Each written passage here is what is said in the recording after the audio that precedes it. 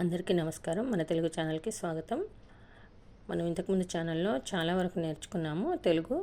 అయితే ఇప్పుడు గుణింతపు గుర్తులు మనము ఒక గుణింతాన్ని తెలుగు మరియు ఇంగ్లీష్లో నేర్చుకుందాం. చూడండి, ఆ తలకట్టు తెలుగులో, తలకట్టు ఇంగ్లీష్లో, కు ఇలా ఉంటాయి కదా హల్లులన్నీ కూడా. కుకి మనము తలకట్టు పెడితే కా అయింది, అలాగా పలుకుతుంది. ఆ దీర్ఘము తెలుగులో, ఇంగ్లీష్లో దీర్ఘం, కుకి కా దీర్ఘం ఈ సింబల్ పెడితే కాలాగా పలుకుతుంది. ఈ గుడి తెలుగులో, ఇంగ్లీష్లో గుడి, కుకి మనం ఈ పెడితే అంటే సింబల్ పెడితే కీ అయింది. ఈ గుడి దీర్ఘం ఇంగ్లీష్లో గుడి దీర్ఘం, కుకి ఈ పెడితే కీ అయింది అంటే గుడి దీర్ఘం పెడితే కీలాగా పలుకుతుంది, ఈలాగానే పలుకుతుంది.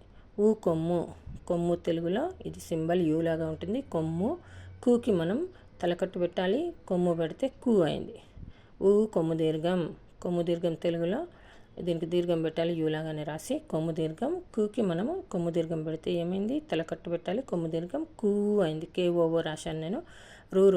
రుత్వము ఇంగ్లీష్లో రుత్వం, కుకి మనము రుత్వం పెడితే అంటే తలకట్టు రుత్వం రెండు పెట్టాలి, క్రూ అవుతుంది. రుతనా దీర్ఘం తెలుగులో, రుతనా దీర్ఘం ఇంగ్లీష్లో, కుకి రుతనా దీర్ఘం పెడితే తలకట్టు పెడితే క్రూ అవుతుంది. యత్వం తెలుగులో ఇట్లా పైన ఇట్లా ఉంటుంది, రైట్ నుండి లెఫ్ట్కి అనాలి. యత్వం, కుకి మనం యత్వం పెడితే కే అయింది. యతనా దీర్ఘం తెలుగులో, యతనా దీర్ఘం, కుకి మనం యతనా దీర్ఘం పెడితే కే అయింది.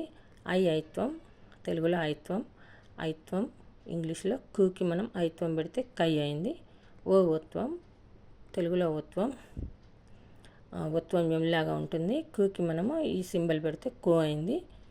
ఒత్తనా దీర్ఘం ఇంగ్లీష్లో, కుకి ఒత్తనా దీర్ఘం పెడితే కో అయింది. ఔత్వం ఇంగ్లీష్లో, కుకి కౌ అంటే ఔత్వం పెడితే కౌ అయింది. సున్నా ఇంగ్లీష్లో, కుకి సున్నా పెడితే కమ్ అయింది. విసర్గ ఇంగ్లీష్లో, కుకి విసర్గ పెడితే కహ అయింది. ఈ వీడియో కనుక మీకు నచ్చినట్లయితే లైక్ చేయండి, షేర్ చేయండి, సబ్స్క్రైబ్ చేయండి. ధన్యవాదాలు.